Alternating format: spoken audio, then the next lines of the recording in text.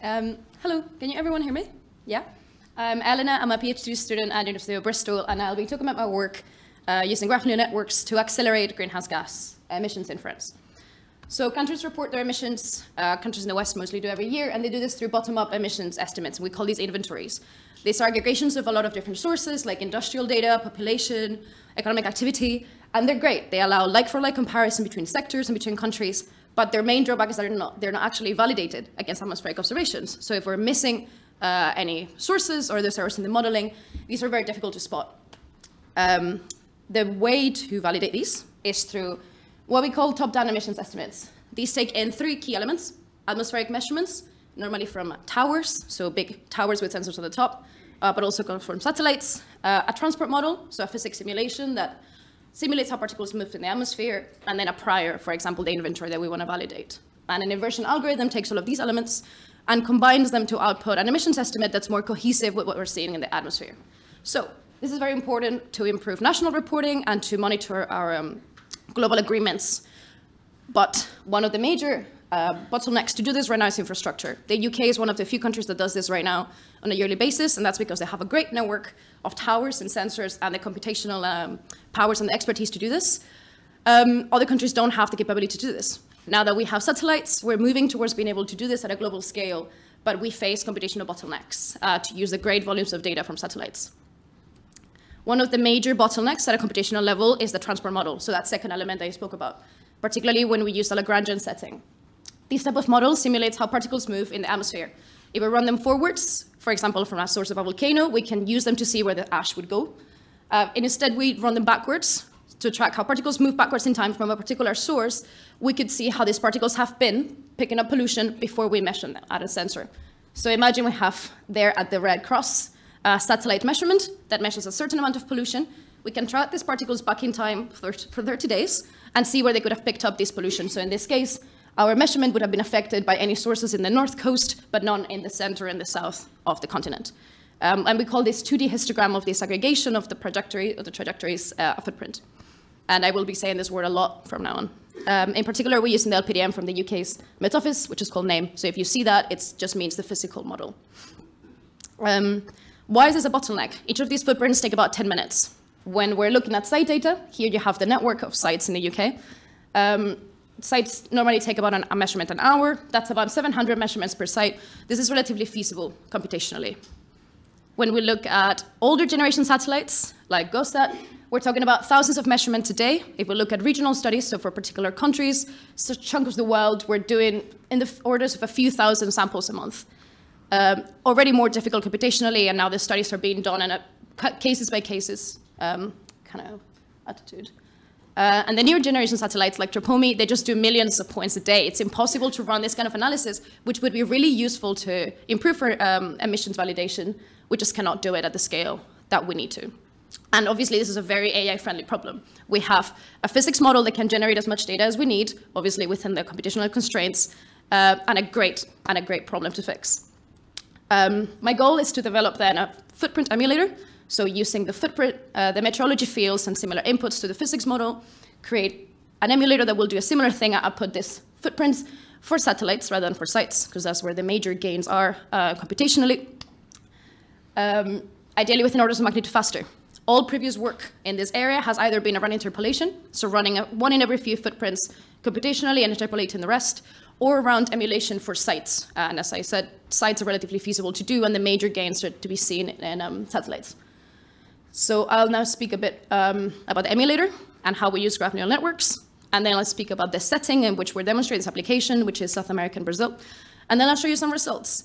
Not only footprints that the emulators outputted, but how we actually put these into the pipeline and use them to infer Brazil's emissions. And to the best of our knowledge, this is the first time anyone's done this. A lot of the studies focus on getting nice footprints, and they leave there. But it's important to check if this actually works in the full context of inferring emissions. Graph neural networks. We structure data as a graph. We have nodes with attributes connected by edges relatively meaningfully. Sometimes we have a global attribute. I'm not going to be talking about it much because we don't actually use it here, but it's for completeness. One of the ways in which we can work with graph neural networks is called a graph network. where we have a fixed graph, so we don't actually have new edges or new nodes that we want to interpret, but what we do is update the features of the graph iteratively. It's called message passing, and we also heard about it yesterday. And these canon networks update the edges first based on the local neighbors, and then update the nodes based on the local edges. So we learn kind of how the local features relate to the features of the edge of the node, rather than looking at a more holistic way, which CNNs or other algorithms do. And this is actually really useful for flexibility. The architecture that we implement is actually similar to GraphCast or Keisler that we also heard a lot, where we have a latitude-longitude grid. So each of those green crosses over here is a node that encodes meteorological information at that particular coordinate. And on top of this grid, we have an abstract grid in which information gets encoded, which is the orange hexagons on the top at a slightly lower resolution and a triangular mesh rather than square. And we put the edges in different places to make the information flow in different ways, and I'll show you that in a second. One of the main differences, though, versus how GraphCast works, GraphCast just has a fixed domain, and so each node is always in the same position. Whereas here we have a moving grid. This grid is fixed size, and the red cross in the middle will always be in the satellite point. So it makes it a more difficult task because we're moving across a really big domain to infer a smaller area, rather than having that fixed massive space. And we do this for computational gain. Otherwise, there's a lot of sparsity that's really not needed to emulate. The architecture of the model itself consists of 3 parts. First, an encoder. We place the edges to flow from our latitude and longitude grid to our abstract mesh at the top. So we encode this information. In the middle, we have the processor. So the data spreads from one neighbor to another. And if we do this iteratively, we can get the data to flow further. And once we've done that as many times as we need, we decode it back into our original grid to predict the footprint value at each coordinate, at each node. Right, so the information would flow in this direction and then back down. We apply this for Brazil. So we do this for data that's already been generated, because the site is very expensive, and this data was generated for GOSAT measurements. So this is the older generation satellite, and a lot of work now we're doing is to take this and use transfer learning for the newer generations at some point. Our inputs are meteorology fields and topography, so the same inputs or a subset of the inputs that the physical model would need. We're talking classic wind fields at different levels in the atmosphere. We use a subset of time. So we use at the meteorology at the time of the satellite measurement, 6 hours and 12 hours before. This is already a computational gain. We don't need to load the massive amount of meteorology that the full physics models would need. And we put this through our emulator. We train on data from 2014 and 15 using around 10,000 samples. This is already a third of a data set. Again, we do this we were experimenting how much data we actually need to achieve similar results, rather than using brute force with the full data set. About 1/4 of a degree resolution and 50 by 50 grid cells. The nicer thing, as I said, though, about graph neural networks is they're very flexible. So we can actually do prediction in a different domain size or potentially different resolution than the data that we've worked with in training. So we actually our testing sample is actually a domain that's 10 times the size than that the algorithm saw during training, and it's actually 200 by 200 grid cells, but that's a domain covering 6,000 by 5,000 kilometers. Our testing set is around 20,000 samples for 2016. And if we look at this in computational savings that it would take to just generate this particular set for a single year, it would take around 140 compute days. Fun times. Give me one sec. No. Cool. It would take around 140 compute days to generate the test set using the physicals model, and instead we can do it in under 10 hours. And most of that is just loading the data onto the memory, because meteorological data is very heavy. So we already see a computational gain, even though it's just a single year. I'm not going to show you some results.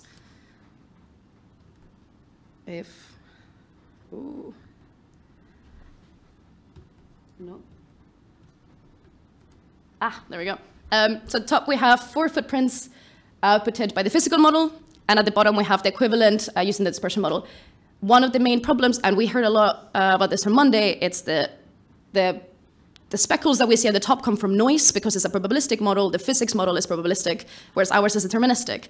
And that's why you get these smooth surfaces rather than the more noisy patterns on the edges. But overall, it captures them in dispersion quite well. Some metrics, around 0.6% correlation coefficient, which is fine, as I'll show you in context now. Intersection over union, which measures the overlap of the 2 shapes of 35%. But if we look only at the area nearby the release point, it's around 60, which is equivalent to other work that has been done in this area for sites. And because it's a more difficult task as we're moving around the domain, we consider this to be good. For context, we do a little bit of the actual emulator output looks like that, so it's a very continuous field, and we do some thresholding and then bias correction just to improve the quality of our results. We can collapse our footprints into a time series if we combine them with methane predictions. I won't get into this too much, but we basically can get 2 time series, and you can compare how good the time series is, which is easier than comparing an image by image comparison. And we get an improved correlation coefficient and a slightly bias. But yeah, the most important thing, though, I've just shown you the footprints, and this is just evaluating the footprints by themselves. The most important thing, though, is evaluating how they actually work in application. Do they work for the purpose that we designed them with the other pieces of this pipeline? So what I've done is I've run the full pipeline using the original footprints, the physics dispersion footprints, and I've compared these emissions estimates to using my footprints. And I've done this for Brazil, for methane, right? And we're talking anthropogenic and natural sources, so all sources of methane, not just human. And what we get is a pretty good time series, except January and February for some reason, and we're looking into that. But there's a pretty good overlap. You will see the seasonal trends. There's some months that are actually surprisingly good. So this is very exciting. This is very positive. If we quantify the results, we get an absolute error of about 5 teragrams, which is fine, and our estimates are within uncertainty of each other. If we take this more problematic months, relatively arbitrarily, we get a really, really good match, actually, and our absolute error is divided by half. And if we can figure out why January and February are a problem, that would be great. But in general, this is very positive, and it opens the door to global or near-global validation of greenhouse gas emissions, which will be really useful. And we'll be very happy to answer any questions if you have any later.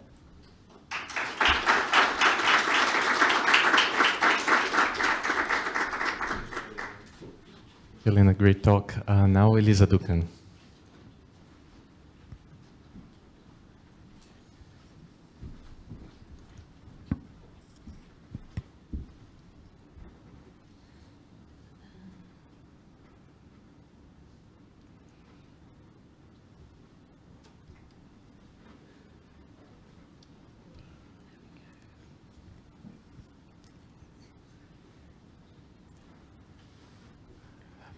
For the online attendees also, if you want to submit questions on Slido, it's open for submission. Feel free to submit.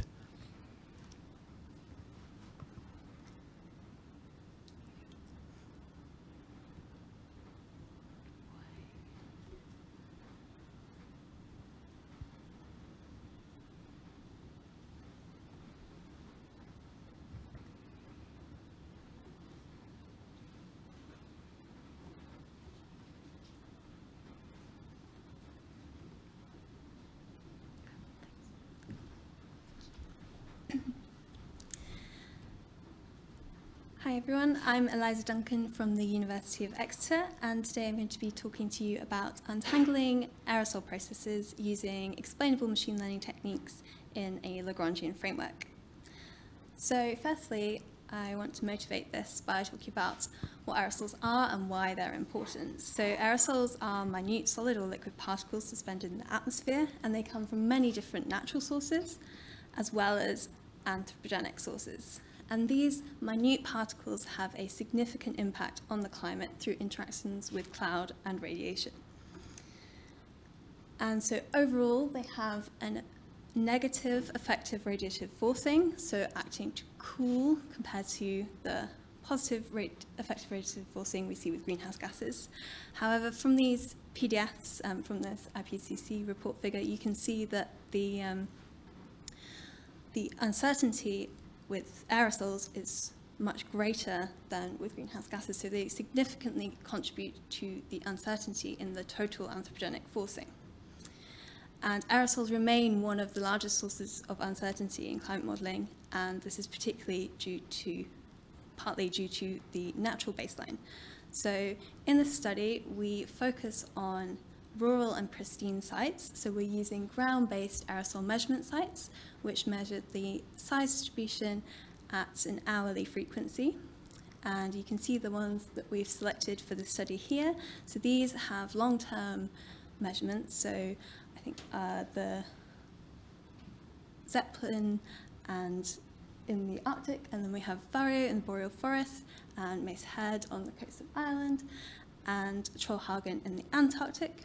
And Trollhättan is our shortest time series, which is 4 years currently. And so we take these size distributions that are measured, and what we're focused on predicting here is the number concentration. So we're looking at using two size ranges. The 30 to 80 nanometers is representing the Aitken mode here, and then we use 80 nanometers to the instrument limit to represent the accumulation mode.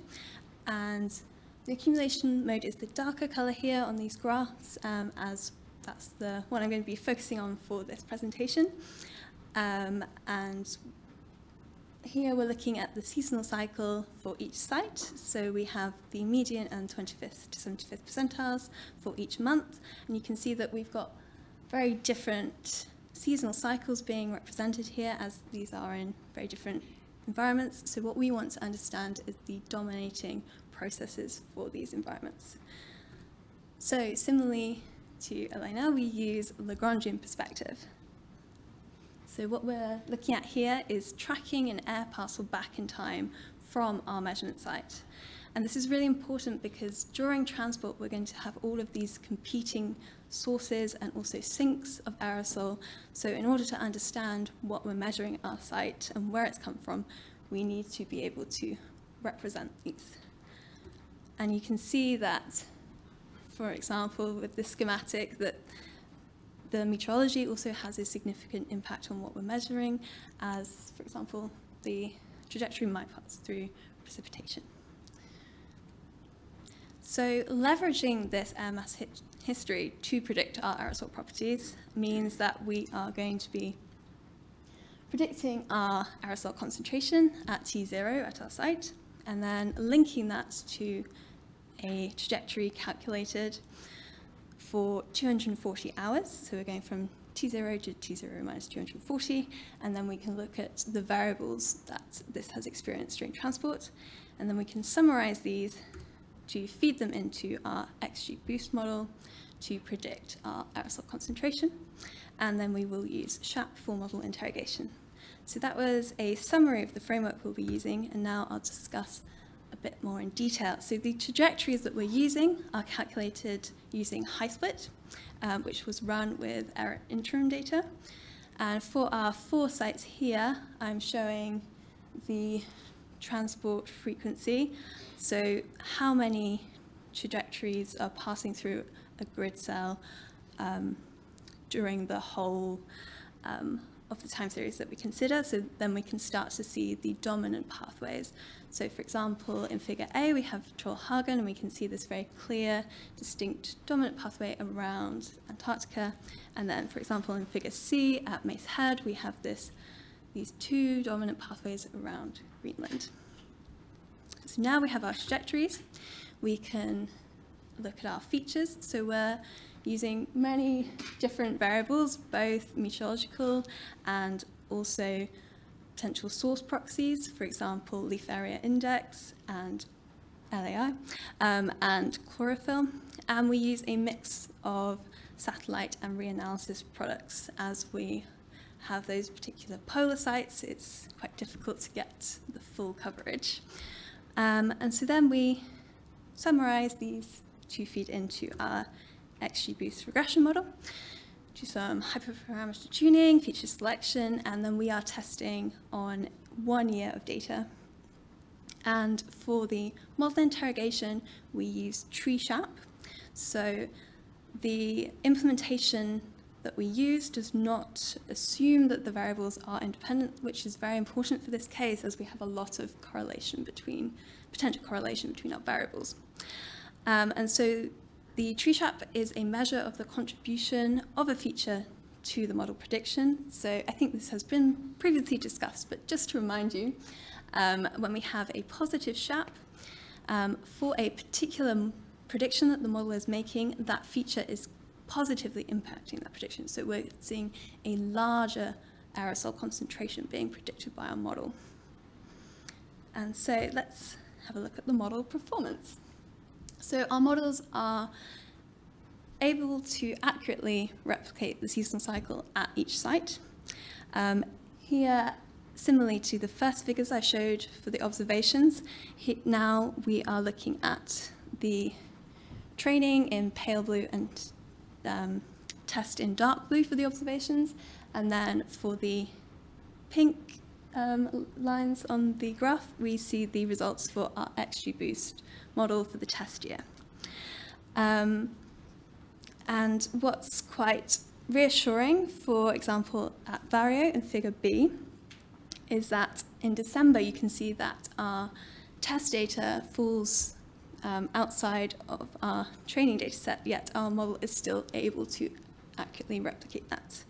And we also have the reported R-squared scores for the test here, and you can see that they perform quite well, apart from Zeppelin, which I will go on to discuss later. We also use concentration-weighted trajectory frameworks to assess the model performance. So what's happening here is we are replicating our concentration that we're measuring at the red dot, which is our measurement site Vario here, along its associated trajectory. So then we can produce these average maps to understand where those aerosol concentrations are coming from. So we can see this area of high concentration over Eastern Europe and Russia here, which our model is tending to underpredict. So we can use this to understand the potential limitations of our model, but also we can see that in general the spatial pattern is well represented. And we also want to use this analysis to improve our understanding so we can improve our representation in climate models. And so in order to do this, we wanted to compare first to UKSM, for example, as a climate model. So this was run by a colleague. This is quite a standard setup for UKSM 1.0. And we can see that for our test year, our XGBoost model outperforms UKSM pretty much across the board. So therefore, we can see that there is something to be gained from our model interrogation, which can be used to improve our parameterization of aerosols within UKSM. So there are a lot of figures here, which I don't have time to go into, but I just wanted to show a selection of the features that are in our model. And so here we have the columns for each of our sites, and the rows are different features that are represented within our model. And bear in mind that for our different sites, we have found different dominating processes, so features rank differently. So some of these are not the highest ranking features for some of the sites. So if we look at the first row here, this is showing surface solar radiation. And we can see along the x-axis the value of that feature. And on the y-axis, we have the SHAP value for that feature. So we're seeing that consistently across all of our sites with increased surface solar radiation, we're seeing increased SHAP values, so therefore we're predicting higher aerosol concentrations, which shows that we are seeing likely natural aerosol processes, as many of these are driven by sunlight. And we can see that for Mace Head, which is in blue here, this has the SHAP values are a lower magnitude, so it's having less impact on our prediction. And this is our most polluted site, so we're seeing less of an influence of the natural sources there. And so for some of our variables, as you can see, we have quite consistent relationships across our sites, but in others we have contrasting. And in some cases, we have quite nonlinear relationships. So, for example, looking at temperature mean in the second row for Vario in green, we have this very distinct nonlinear relationship. So when we break that down further into summer versus winter, we have a positive relationship with temperature and SHAP in the summer and a negative relationship during the winter. And so we wanted to investigate this further. So we linked it back to our trajectories so that we can do a spatial analysis to improve our understanding. So here, this is very similar to the concentration-weighted trajectory maps I showed earlier, except this time we are replicating the SHAP value along our trajectories to produce these averaged maps. And in the side panels, we are showing the altitude as well as just the latitude and longitude. And so you can see here, we have broken it down into winter and summer. And during the winter, we have this region over Eastern Europe and Russia, where we have a slightly positive SHAP. And during our test year, there was an unprecedented cold snap in this region. So there would likely be a lot more increased anthropogenic emissions, which are perhaps not being captured by our SEDS emissions, which are included in our model, as these are on a monthly resolution and they are based on reported emissions.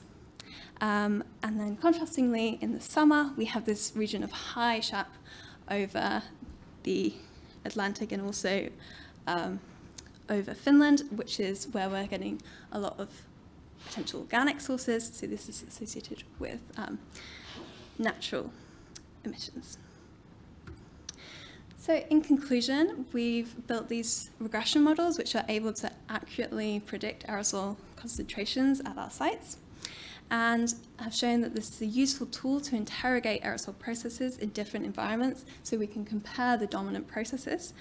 And future work includes using spatial error maps and seasonal decomposition so that we can investigate potential missing features and improve our representation of outliers. And this is very important for Zeppelin, for example. I mentioned that it's performing less well compared to our other sites. And as you can see here, this is showing the bias. Similarly, again, replicating that along the trajectory so that we can see the spatial pattern of the bias, and therefore we can use that to inform our model improvements. So thank you very much for listening.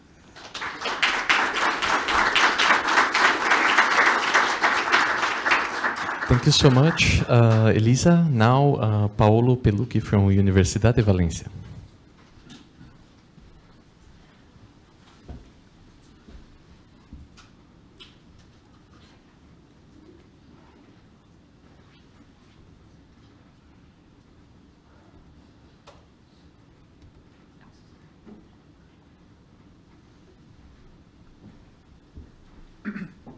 Perfect. Thank you. So hi everyone, my name is Paolo. I'm a PhD student in remote sensing at the University of Valencia. And today I'll be presenting some work that we did about obtaining probabilistic retrievals of aerosols and aerosol optical depth from satellite measurements using invertible neural networks. So first of all, I want to set the context a little bit for people who might not be familiar with the problem. But basically, satellite remote sensing is our primary source of information about aerosols on a global scale. And so it is very important that we get accurate results, but also results that quantify the uncertainties inherent in the retrieval process. In fact, the way that we obtain this data from satellite measurements is what is known as an inverse problem. Basically, you can think of the fact that there is a forward problem, which is basically the physics of how solar radiation is transmitted through the atmosphere and absorbed or scattered by gases and aerosols, reflected by the surface to finally end up at the satellite sensor. And this forward process is a deterministic process for which we know the physics very well and which we can model with radiative transfer models.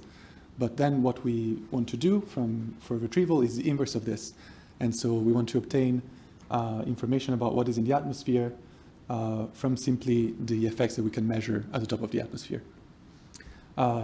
So as an inverse problem, this is inherently underdetermined.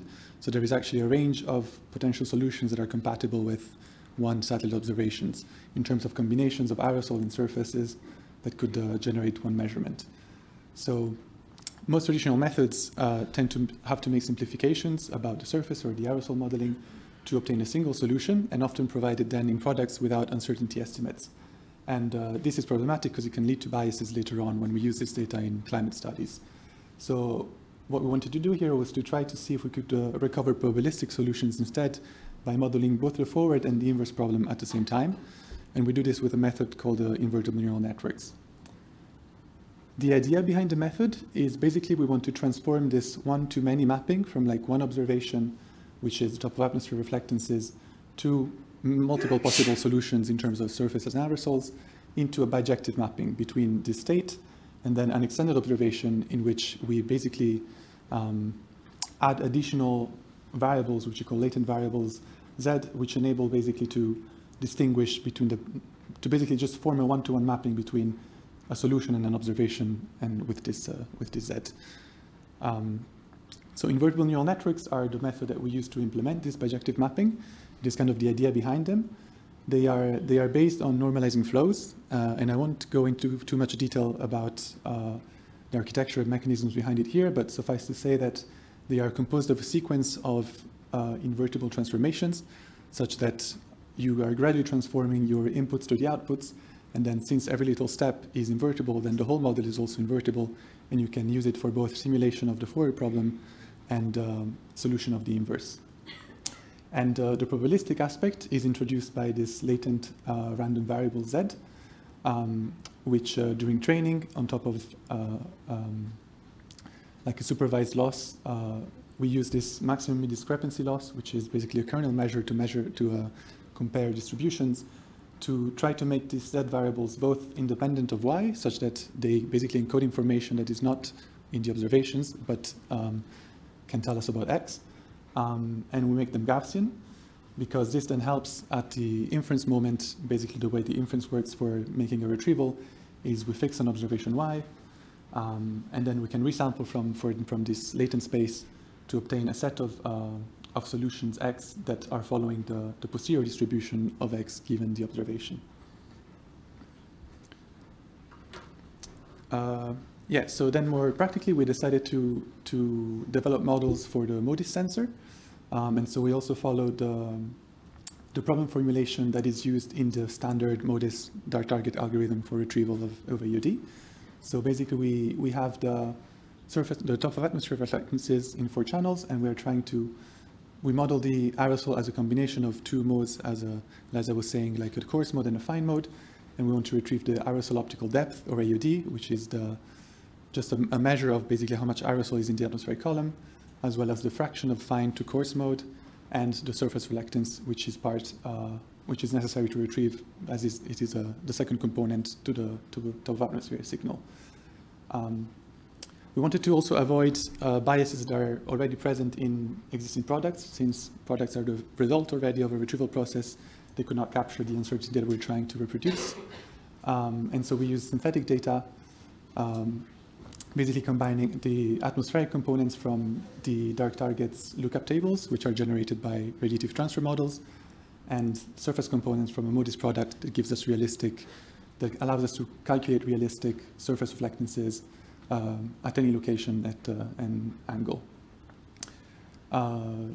We generate a few different regional data sets based on limited regional contexts, but to try to cover different surface types and see if the models perform differently in different areas. And we use we are sampling surfaces from a 25-kilometer radius region, and for the AOD we use climatology from AeroNet stations in this location. So I'll start presenting some results. The results I'm presenting, by the way, now are from this region in the Washington, D.C. area, which presents both like urban and vegetated surfaces, so it's a bit varied, but I have also some of the results from other regions later on.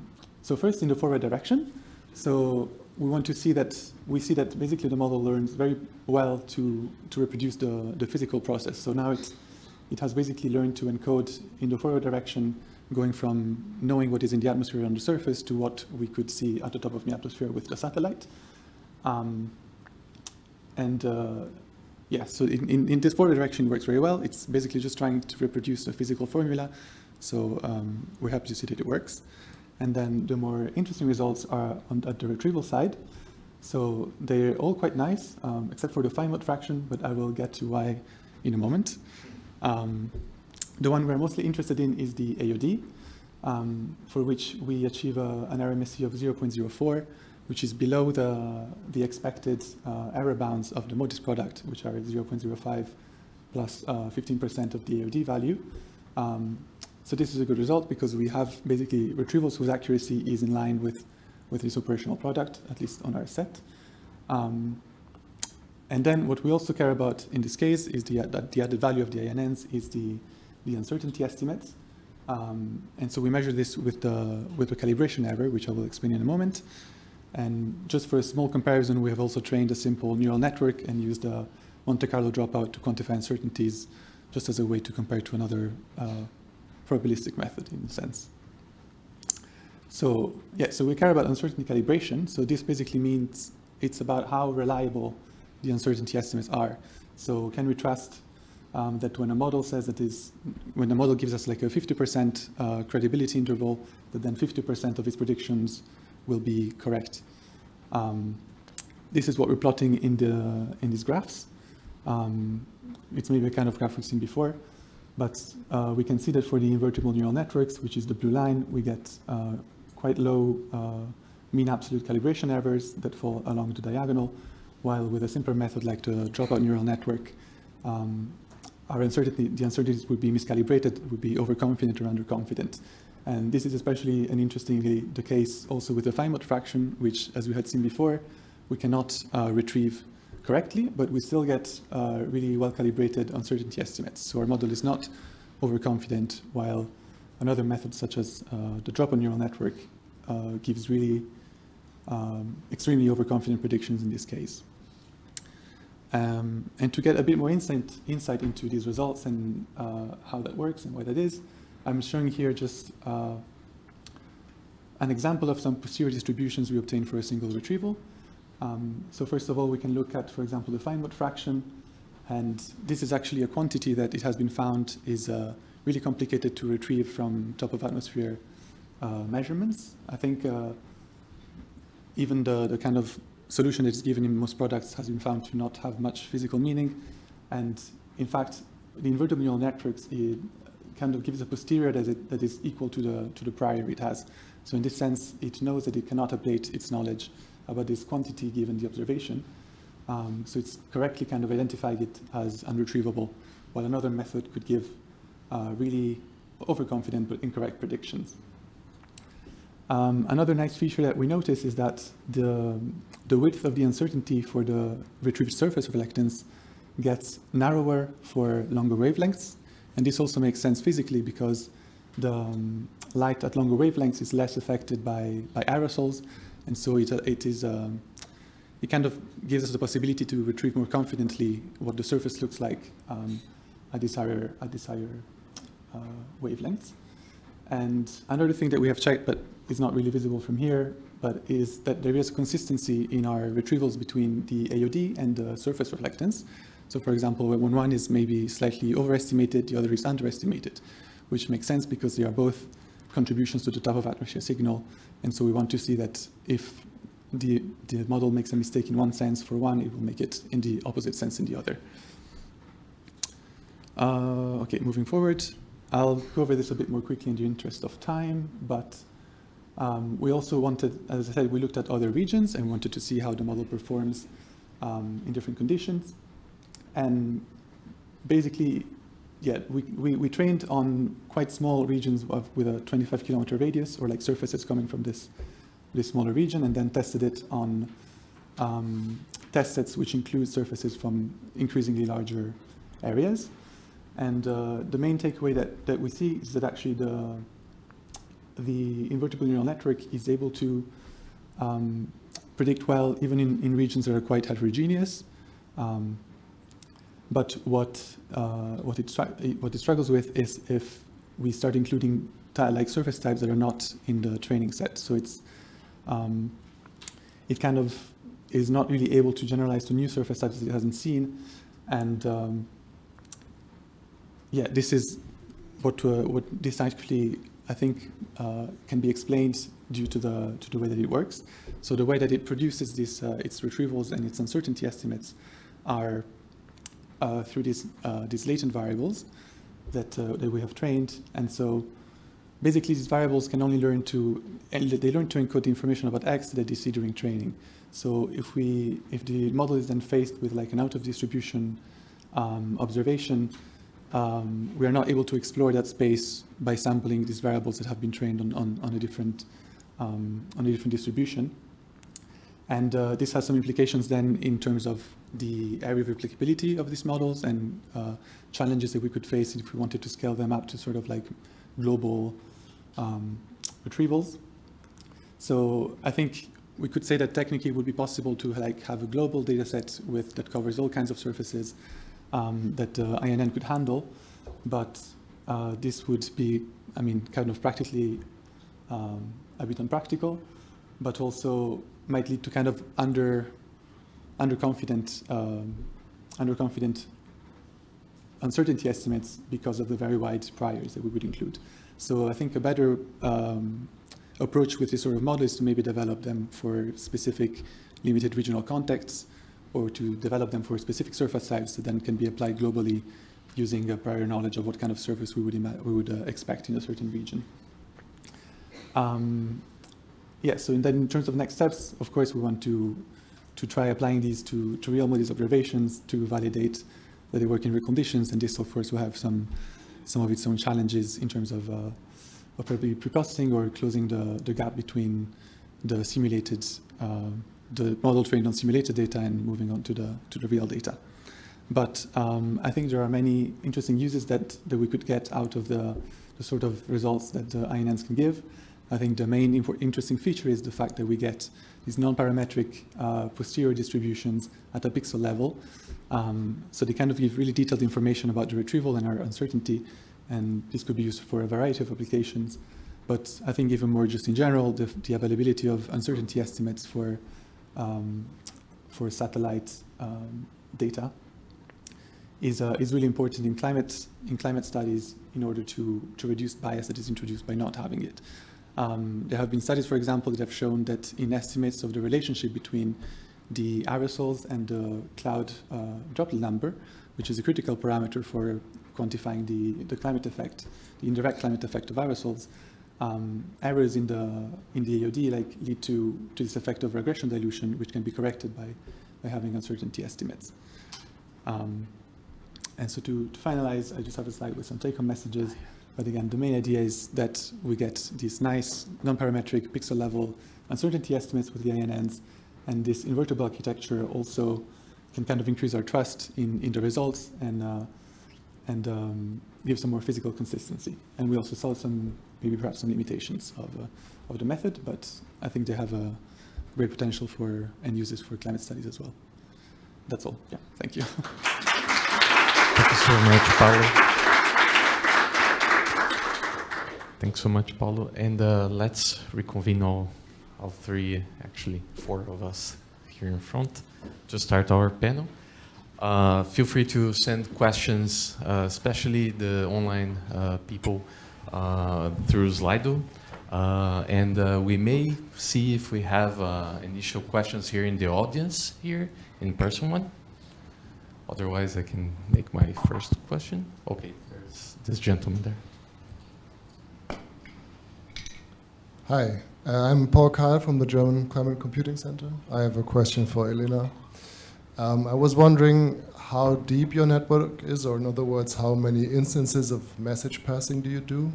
And is this somehow related or dictated to your domain size or the graph structure? Thanks. That's a really good question. In this case, we do 4 steps of message passing, but this is optimized using a validation set, but it is, of course, dependent on the size of the mesh, because our mesh is a different resolution than the original grid.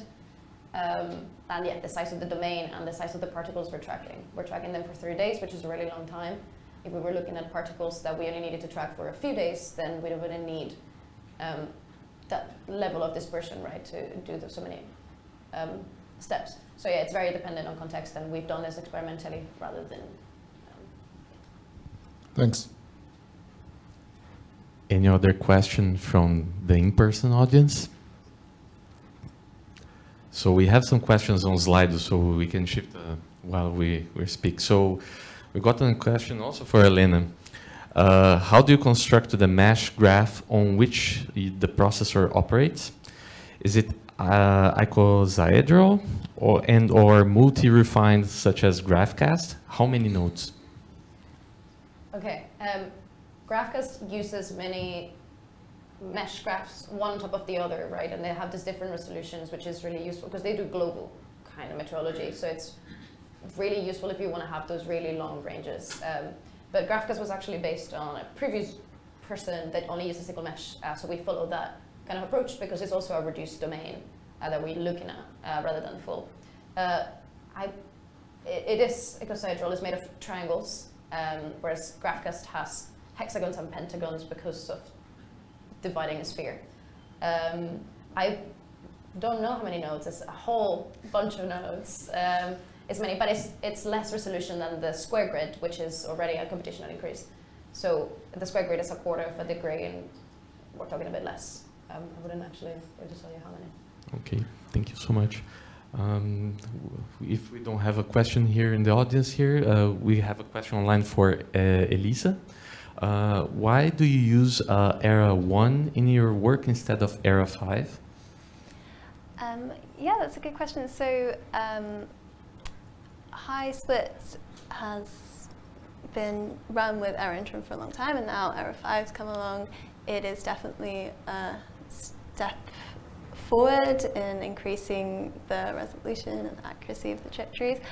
So I think, yeah, for future work, I think it'd be interesting to compare to high split run with Era 5.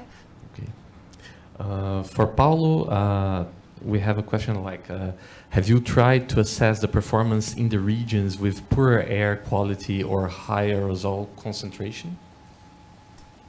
Yes, so the different regions we've used are quite varied. So there's, for example, one of the regions I was showing is from like a boreal forest in Finland that's very, very clear. We still are using synthetic data, so the aerosol distribution I use is coming from there, so in that case it was very clear. And the OML seemed to perform well in that case, while we also tested on, for example, a region in Beijing, which is of course very hazy, more polluted. And there I think we get actually, well, the distribution of AODs is much larger, so you get much higher values, and we get also a bit larger errors, I think, because of this. And I think another maybe point to keep in mind, which I was mentioning with the priors, is that often these distributions of AODs are quite, I mean, are concentrated towards low values, but then have high tails. And so there's actually fewer examples of the high AOD conditions in the Turing data set. So that's maybe also why you get larger errors in that case. Okay, thank you. We have a question also for Elena. Actually, I can add on that too. Do you have any idea on why January and February the emulator is performing poorly? And I have an additional question is, have you faced any challenges on finding data for Brazil? And which was this kind of problems you may face? One of the theories, and I was looking into this, these results are relatively recent. One of the factors is that we're using all those technically data generated from a physical model is generated following the retrievals from a satellite. And the satellite depends on cloud coverage. Mm-hmm. And in the months with more rain and winter, you generally have more clouds and therefore there's less data. So there's a big difference between the winter and the summer. That doesn't explain though why January and February are particularly bad, but March and December are good. We would expect to see a softer transition, right? Yeah, summer season in Brazil is January, February, so probably you have more cloud accumulation during that, and even for deforestation monitoring is the same problem. So I believe that's well aligned. Yeah, it's one of my main theories, and the nice thing is that because we are using a physical model, an easy way to replace this is to just set synthetic runs for synthetic locations, even though they're not necessarily tied to a physical retrieval. So that's one of the ways of looking into that. For barriers from Brazil, it's a really good question. And the point of where we're doing this is Brazil not having enough sites to do the validation with sites, needing to use satellite. But the global reach of satellite is what we're it's lucky to have. Yeah, the lack of like, for example, eddy covariance flux tower stations, for example, is huge in South America as a whole. Exactly. So, yeah. But there's one site in Brazil. Yes. That allows us, and this slide was only emissions infrared only using satellite, but if we combine the satellite with this one site, we actually get really good match with Brazil existing emissions reporting. So I haven't included that because those are not run yet. But we don't need to discard sites directly. Satellites and sites can work together to get even better uncertainty measurements. Okay, so basically if you get better data, probably it will be easier life, Yeah, yes. exactly. Good For sure. Good conclusion. Yeah. Let's see. We have, for Elena, the last question on Slido, which transfer learning approaches are suitable for your case? Oh, it's a good question. If we're looking, for example, at the same domain, just different satellites or different footprints, then just adapting, retraining or tuning the last layer is fine because the input, the encoder and the processor just learns the meteorology. So that would be the same. So it would be more looking towards the last layer to take it from one domain and take it to another. So we wanted to take this model and use it in other places with high methane emissions, with very different meteorology or topography. I think that would need a lot more work, and I don't have answers. For sure. Any additional question from the audience here?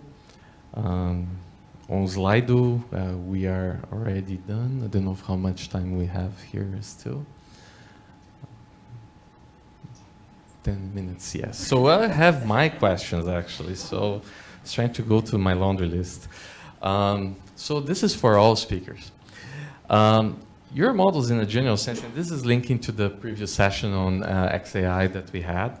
In a certain way, they provide proxies for model interpretability and explainability. So you use graphs, you use trees, you use inverse neural networks. So how do you envision these techniques to be used by domain scientists?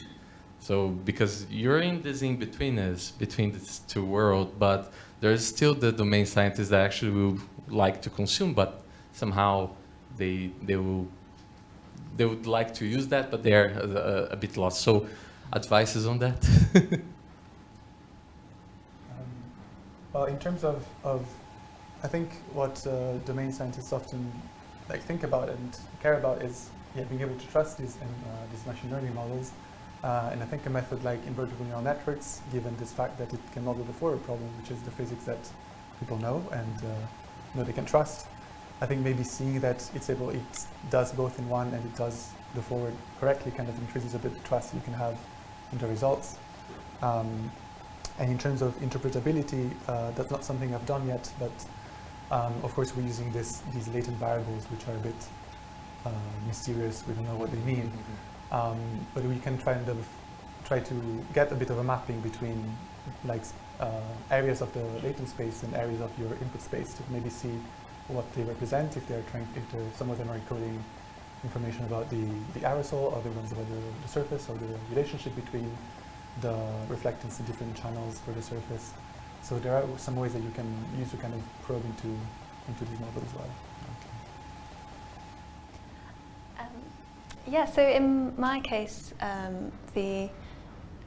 looking at the relationships between the feature values and the chat values, so interpreting the model prediction, the feature contribution to that model prediction has been really useful because there's many aerosol studies that look at the relationship between different variables and aerosol concentration, and so being able to link those to pre-existing literature from more traditional statistical techniques has been really valuable. So you believe that this enhances basically certain times the confirmation of certain priors of existing knowledge in the field, and then also when you have something anomaly, then perhaps more investigation in a new direction. So it will be kind of like a proxy for new research. Yeah, I think so. I would agree with that. I think, being able to, gain some trust in the relationships that are being represented within the model from pre-existing knowledge, from priors. It's really helpful to then be able to move forward with potentially new relationships that haven't been explored before. And In my case, I don't necessarily see it as a replacement of the physical model.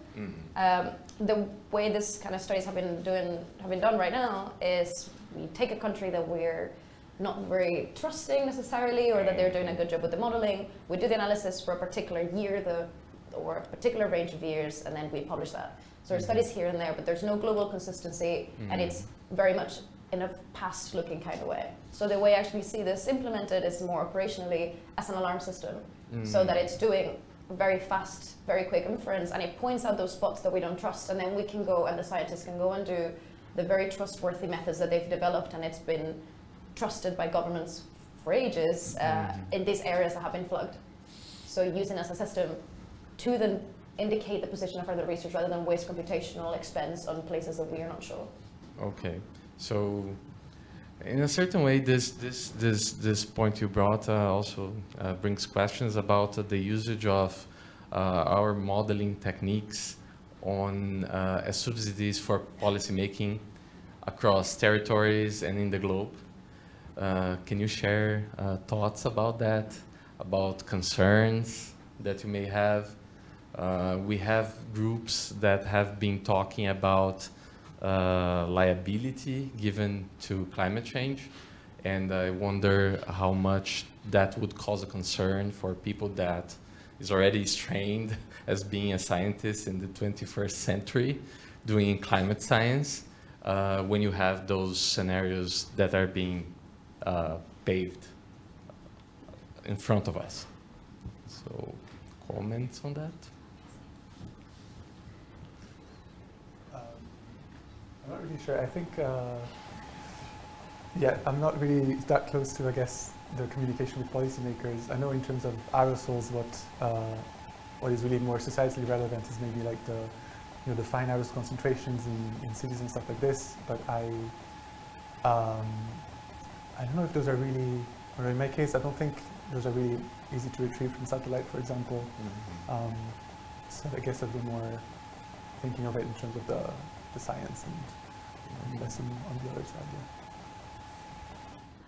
Yeah, I would say similarly, we've very much been looking at sort of improving our understanding to improve representation of parameterizations within climate models, so improve it to kind of help inform that community rather than so much on the policy side looking at like aerosol pollutants and that side of things.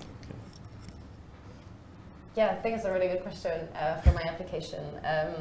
If in a scenario where this worked, I mean, and we could do some type of global validation, it could easily become a telling off tool, right? You're doing a bad job, and there's punishment associated to it. And obviously that benefits the countries that have the resources to do really good modeling and really short on times resolutions and smaller scale. Those countries would obviously do a better job and be less told off than the countries that don't have the resources to do that.